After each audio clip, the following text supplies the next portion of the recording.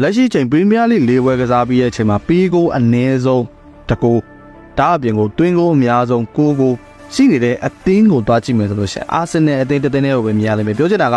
ပေးကိုအနည်းဆုံးအသင်း၃သင်းရှိတယ်တကူစီပဲဒါပေမဲ့ Arsenal အသင်းကပေးကိုလည်းအနည်းဆုံးတွင်းကိုမှလည်းကိုနဲ့အများဆုံးနေထားမှရှိတယ်ဒါပေမဲ့ Arsenal အသင်းရဲ့ SCA တို့ဒီ short creation action ကိုတွားကြည့်မယ်ဆိုလို့ရှိရင်89ချိန်ပေါ့နော်မိနစ်90တိုင်းမှာဆိုလို့ရှိရင်22.25ချိန်နဲ့အဆင့်9ရမှာပဲရှိတာ short creation action တွေကအများကြီးမရှိပါဘလျက်နဲ့ Arsenal အသင်းရဲ့တိုက်စစ်တွေကဘယ်လိုကြောင့်ဂိုးသွင်းနေတာလဲပြောမယ်ဆိုလို့ရှိရင် Arsenal အသင်းတိုက်စစ်မှုဖြစ်တဲ့ Victor Gyokeres ဆိုလို့ရှိရင်အခုဆိုလို့ရှိရင် Premier League မှာဂိုးတွေရနေပြီစတိုက်ရနေပြီဆိုတော့ဘာကြောင့်လဲဒီအရာတွေအကြောင်းအရာတွေကကျွန်တော်တို့ဒီ Nottingham Forest နဲ့ပွဲမှာပို့ပြီးတော့မှရှင်းရှင်းလင်းလင်းမြင်ရလိမ့်မယ်လို့ထင်တယ်ဒီ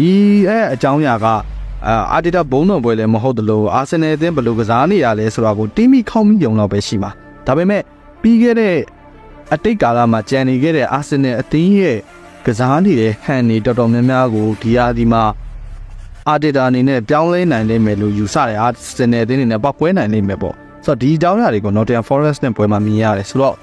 Arsenal အသင်းရဲ့ basic play တွေ Arsenal အသင်းရဲ့ဒီ attacking sequence တွေ Arsenal အသင်းရဲ့ပြီးခဲ့တဲ့ရာသီမှာအရင် systematic ကြတော့နေအကြောင်းအရာတွေကိုဒီရာသီမှာဘယ်လိုမျိုးဒါထိုးဖြတ်နေတယ်ပေါ့ဒါတွေအကြောင်းအရာတွေကအဓိက discuss လုပ်မှာ Nottingham Forest နဲ့တပွဲတည်းကိုပဲအဓိက focus ထားပြီးပြောမှာဖြစ်တယ်ဒီအတွက်ကြောင့်မို့ကျွန်တော်တို့ရဲ့ intro လေးပြီးသွားလို့ရှိရင်စလိုက်ကြရအောင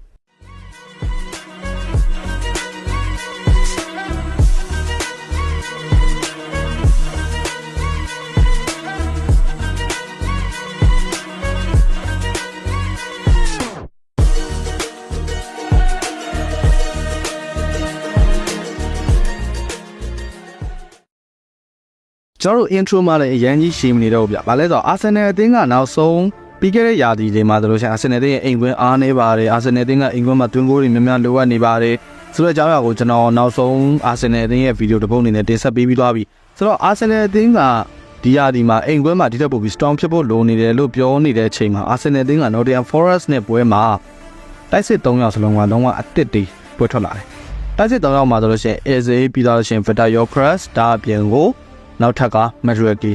ဆိုတော့တိုက်စစ်3ယောက်စလုံးကတကယ်အသစ်တွေကိုလည်းမှာဆိုလို့ရှိရင်ဒီ Crown Rice ကိုအနာပေးထားတယ်ဒါက Nottingham Forest အသင်းကနီးပြအသစ်ဖြစ်နေတဲ့ Postecoglou ရဲ့လက်ထက်မှာပထမဆုံးကြုံရတဲ့ Arsenal ဆိုတော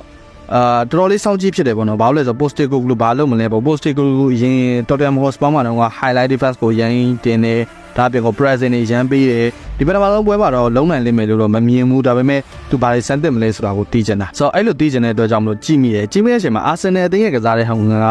စီစီပိုင်ပိုင်ရှိတာလေဒါအပြင်ကိုအရန်ကြီး system အတွင်းထဲမှာဘောင်ထဲမှာဒါကြီးမဖြစ်ဖြစ်အောင်လုပ်နေပါမယ်ဆိုတဲ့ပုံစံမျိုးမဟုတ်ဘဲနဲ့ fluidity ကို Arsenal အသင်းစီမှာမြင်လာတယ်ဒါကအရေးပါတဲ့ချက်ပ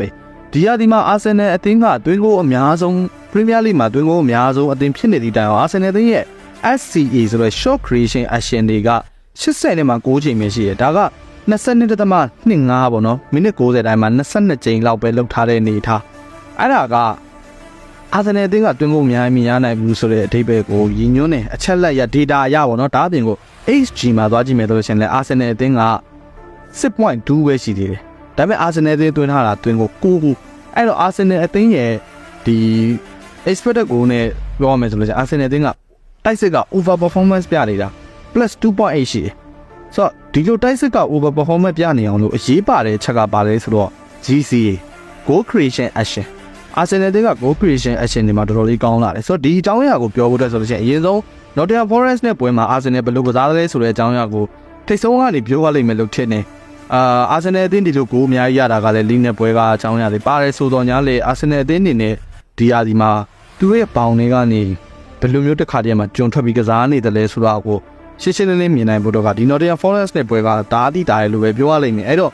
့ပထမဆုံးအနေနဲ့ Arsenal ရဲ့ဘေးရဲ့ play ကစားတဲ့ဟန်ကိုပဲအရင်ဆုံးပြောကြရအောင်ဆိုတော့ Nottingham Forest အသင်းက Postecoglou ကစားနေတဲ့အနေထားတခုမှာ Postecoglou ကတော့သူ့ရဲ့ ready အတိုင်းပဲ 4-1-4-1 ဆိုတဲ့ pressing ကိုပြီးမှာပဲ 4-1-4-1 ဆိုတဲ့ defensive play ကိုပဲကစားမှာပဲဒါကလည်း Arsenal အသင်းကို pressure ပေးဖို့တော့လုံလောက်တဲ့ system မျိုးဖြစ်တယ်ဒါပေမဲ့ Nottingham Forest မှာတော့ Postecoglou အများကြီးလုပ်ဆရာကြံသေးတယ်ဒါကိုလည်းကျွန်တော်တို့မြင်ရပါလိမ့်မယ်အဲ့တော့အခုဒီမှာဆိုလို့ရှိရင် Arsenal အသင်းကသူတို့ရဲ့ဘေးရဲ့ play ကစားမယ်ဆိုတဲ့ဟန်မှာ Nottingham Forest က 4-1-4-1 နဲ့ pressure ပေးထားတယ်အဲ့ pressure ပေးရနေတာမှာ Arsenal အသင်းရဲ့ဘေးရဲ့ face တိဆောက်တဲ့ပုံကိုတစ်ချက်ကြည့်လိုက်လို့ရတယ်ဆိုတော့3-4ဆို ကိုလည်းမှာဆိုရှင်၄ယောက်ထိနေရယူထားတယ်၄ယောက်မှာဆိုရှင်ကိုလည်းကစားသမား3ယောက်ပါတယ်ပြီးတော့ရှင်ကလဖီယိုရီပါတယ်ဆိုပုံမှန်အားဖြင့်ဆိုလို့ရှိရင်ဒီပစ်ဖို့နေရာမှာရှိနေမဲ့ကစားသမားကကလဖီယိုရီဘာကြောင့်လဲဆိုတော့ပုံမှန်ကျွန်တော်တို့မြင်နေကြအတိုင်းပဲဒီထဲကိုဒီအတွင်းထဲကို inverter အနေနဲ့ဝင်မဲ့ကစားသမားက full back ကစားသမားဒါက Arsenal တင်မဟုတ်ဘူးပြီးခဲ့တဲ့အတိတ်ကာလကလွန်ခဲ့တဲ့နှစ်ကျော်3နှစ်လောက်ကပုံစံ system ဆိုတော့ Arsenal တင်းကဒီနေထားမှာတော့အဲ့လိုပုံစံမဟုတ်တော့ဘဲနဲ့သူတို့ရဲ့ဒီပြိုင်ဘက်ကစားသမားကို pressure မပေးပြအောင်လို့ဆွဲခေါ်ပြီးမှကစားတယ်အဲ့ဒီဆွဲခေါ်ပြီးတော့မှရလာတဲ့ space တွေကို Arsenal တင်းကသုံးချတယ်ဒီမှာဆိုရှင် defensive ဒီသူတို့ရဲ့ defensive သက်ဆောင်မှာတို့ရှင်ရင် midfield ကစားသမား2ယောက်က Marino ရဲ့ဒီမှာဆိုရှင် Zubimendi ရဲ့2ယောက်က deep ကိုဆင်းပေးတယ်ဆိုတော့သူတို့ deep ကိုဆင်းပေးတဲ့အချိန်မှာနောက်ကကစားသမားတွေကလိုက်ပြီးတော့ press ကိုပေးရမှာပဲအဲ့လို press ပေးတဲ့အချိန်မှာသူတို့2ယောက်က press ပေးလို့လွတ်သွားတဲ့ space ကို Odegaard နဲ့ Calafiori ရသုံးချတယ်ပြောမယ်ဆိုရင် Calafiori က central midfield ကစားသမားတစ်ယောက်ဆန်ကိုကစားနေရတာဆိုတော့အဲ့လိုပုံစံမှာဆိုလို့ရှိရင်ဒီမှာ Arsenal အသင်း BF Facebook ပေါ်သွားတဲ့ပုံကိုမြင်ရလိမ့်မယ်ဆိုတော့နောက်တန်းကဒါမျိုးလိုက်ပြီးတော့မှ press ပေးတဲ့အချိန်မှာဆိုလို့ရှိရင်ဒီမှာZubimendi ကနောက်ဘက်ကိုတစ်ချက်လဲကြည့်နေအောင်မြင်ရလိမ့်မယ်သူမြင်နေတဲ့ space ကိုသူတွေ့ရဲ့ဒီ space ကြီးကအကျေကြီးပဲအဲ့ဒီ space ကြီးကိုလည်းသူကောင်းဆုံးသုံးချရလိမ့်မယ်ဒီ space ကပေါ်လာမှာဘာလို့လဲဆိုတော့ဒီမှာရှိနေတဲ့ full back ကိုလှမ်းပြီးတော့မှ pressure ပေးဖို့အတွက်ဒီကစားသမားကတက်ကိုတက်ရတော့မှာတက်မဲ့ချိန်မှာကိုယ်လည်းမှာ space ကအကျေကြီးပေါ်လာတော့ပဲရှိတယ်ဒါပေမဲ့ 4-1-4-1 ဆိုတဲ့ရှိတ်မှာဆိုလို့ရှိရင်နောက်မှကြိုင်နေတဲ့ DM နေရာက1ပေါ့နော်အဲ့ဒီ1ကဒီနေရာလွတ်မှာယူရမယ့်ကစားသမားကို pressure လိုက်ကိုပေးရဆိုတော့ပြီးတဲ့နေတာမှာအချိန်အများကြီးမရှိဘူးဦးဒီကအကောင်းဆုံးသုံးချနိုင်တယ် Calafiori ကဒီမှာဆိုလို့ရှိရင် central midfield နေရာမျိုးတော့ရှိသွားခဲ့ပြီဆိုတော့ဒီနေတာမှာ Calafiori အတွက်ဒီဘက်ချမ်းကသာ space ရနေရဆိုလို့ရှိရင်ဒီမှာသူ့အနေနဲ့ passing option က2ခုတောင်ရှိတယ်ဆိုတော့ progressive ပြီးဖို့အတွက် central midfield ကစားသမား2ယောက်စလုံးကအရန်နဲ့စောင့်နေတာကိုလည်းမြင်ရလိမ့်မယ်ဆိုတော့ Odegaard ဒီဘက်မှာဆိုလို့ရှိရင် Marinoဆိုတော့ဒီလိုမျိုးနေထားမျိုး BF face ကို Arsenal အသင်းကပုံဖော်နိုင်နေတာတွေကိုမြင်ရတယ်ဆိုတော့တပွဲလုံးတိုက်တာမှာဒီ center back မှာဆိုလို့ရှိရင် Arsenal အသင်းရဲ့တကယ် Saliba နဲ့ Gabriel အတွဲမဟုတ်ဘူးတကယ်လူငယ်တွေတကယ်လူငယ်ကစားသမားဒါပေမဲ့လူငယ်ကစားသမားဆိုမှ Spain La Liga မှာအသက်19နှစ်ကနေကပွဲထောက်ခွင့်ရထားတဲ့ကစားသမားတစ်ယောက်အနေနဲ့ Arsenal အသင်းကတော်တော်လေးအကျိုးရှိခဲ့တယ်လို့ပြောရလိမ့်မယ်ဒီကစားသမားလေး Mosquera ကိုခေါ်ယူနိုင်ခဲ့တာကဆိုတော့ BFF တွေမှာ Arsenal အသင်းကတွားပြီးတော့မှရှုပ်လို့ရတဲ့အနေအထားမျိုးမဟုတ်တော့ဘာလို့လဲဆိုတော့ဒီရာဒီအခု Premier League ၄ပွဲကစားပေးပြီဒီ Premier League ၄ပွဲကစားပေးတဲ့အချိန်မှာ Arsenal အသင်းရဲ့ disposition ပေါ့နော်ပြောရမယ်ဆိုရင်ဘောလုံးဆုံးရှုံးမှုကအကြိမ်20နဲ့ Premier League မှာအနည်းဆုံးပဲ disposition ဒီလောက်နေတဲ့အနေအထားက Arsenal အသင်းဘယ်လောက်တော့မှ systematic ကျနေတယ်ဆိုတာကိုမြင်ရလိမ့်မယ်ဆိုတော့ Arsenal အသင်းကဒါမျိုး systematic ကျလာတော့ဟုတ်ပါပြီ Arsenal အသင်းရဲ့တွင်းကိုတွေကဘယ်ကလာတယ်လဲပေါ့ Arsenal အသင်းရဲ့တွင်းကိုတွေကဗတ်ပေါင်းဆောင်ကလာနိုင်တာတွေကိုဒီကြားတွေမှာမြင်ရတယ် Arsenal အသင်းတွေနဲ့ sub play တွေကနေကစားနိုင်တယ်ဒါအပြင်က Arsenal အသင်းတွေနဲ့တစ်ခါတည်းမှာဒီလိုမျိုး Eze တို့ပြီးတော့လို့ရှိရင် Madueke တို့ရှိတဲ့အချိန်မှာသူတို့ရဲ့ progressive carries တွေ progressive distance တွေကတော်တော်လေးကိုမှမြင်မာလာတာကိုမြင်ရလိမ့်မယ်ဆိုတော့ဒါကိုအရင်ဆုံးပြောဖို့အတွက် Arsenal အသင်းရဲ့ဒီဒုတိယမြောက်ဂိုးပေါ့နော်ပထမဂိုးကတော့အများကြီးပြောကြမရှိဘူး Zubimendi ရဲ့တကယ်ကိုမှကောင်းမွန်တဲ့ကန်ချက်လုံးဝထိချက်ကအစ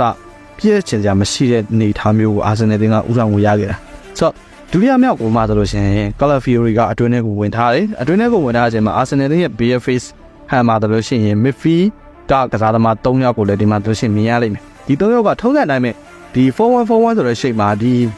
1ဆိုတဲ့နေရာကို Arsenal အသင်းကတိုက်ခိုက်မှာဒါကသူတို့ရဲ့ BFF မှာတီဆောင်မဲ့ပုံစံဒါပေမဲ့ဒီနေထားမှာဆိုလို့ရှိရင်ဒါ midfield ကစားသမားတစ်ယောက်က deep ကိုဆင်းပေးလိုက်တယ်ဆိုတော့ Calafiori ကဒီနေထားမှာစီတီကိုတက်လာတော့မှာဒါကအများကြီးအောင်ပြောကြလို့မှမထင်ဘူးဒါကသူတို့ရဲ့ BFF ကစားတဲ့ပုံစံ midfield ကစားသမား2ယောက်စလုံးကဒီပြိုင်ဘက်ကစားသမားတွေအကုန်လုံးဆွဲခေါ်သွားပြီးလွတ်နေတဲ့ space ကိုကြံနေတဲ့ midfield ကစားသမားတစ်ယောက်ရဲ့ Calafiori ကတုံးချမယ်ဆိုတော့အဲ့ဒီအနေထားတစ်ခုမှာဒီမှာတို့လို့ရှိရင်ပြိုင်ဘက်ကစားသမားကလိုက်လာတဲ့အချိန်မှာဒီ space တွေကိုနောက်ထပ်ဒီ central ကစားသမားတစ်ယောက်ကဝင်လိုက်လို့ရတယ်အဲ့ဒီအနေထားအတွက်ပြိုင်ဘက်ကစားသမားတွေက deep ကိုပြန်ဆင်းကြတယ်နည်းနည်းလေးပြန်ဆုပ်ကြတယ်အရင်ကြီး pressure မပြီးဘဲနဲ့ပြန်ဆုပ်တယ်ပြန်မရုံမှဆင်းတဲ့အချိန်မှာ Calafiori အတွက် space ကအကျယ်ကြီးပဲဒီမှာတို့ရဲ့ 4-1-4-1 shape ပဲရသလိုရှင်ဒီရဲ့ကွန်းလေကြီးက space ကဒီဂျားထဲမှာအကျယ်ကြီးရနေပြီကျွန်တော်တို့ဒါကြီးကိုမြင်နေရလိမ့်မယ်ဒါပေမဲ့ Calafiori ကဒီရထပ်ပိုတဲ့ SAC ကိုပေးဖို့အတွက်ကြိုးစားတယ်ဆိုတော့ပေးဖို့အတွက်ကြိုးစားတဲ့နေထားတစ်ခုမှာ SAC ရဲ့ဒီလူကြုံထောင်ချောက်ကိုကြော်ဖြတ်တဲ့ပုံစံဒါအပြင်ကို SAC အပြင်ကို Victor Yokras ကရွေးရှာတော့တဲ့ပုံစံကအရန်ကိုမှ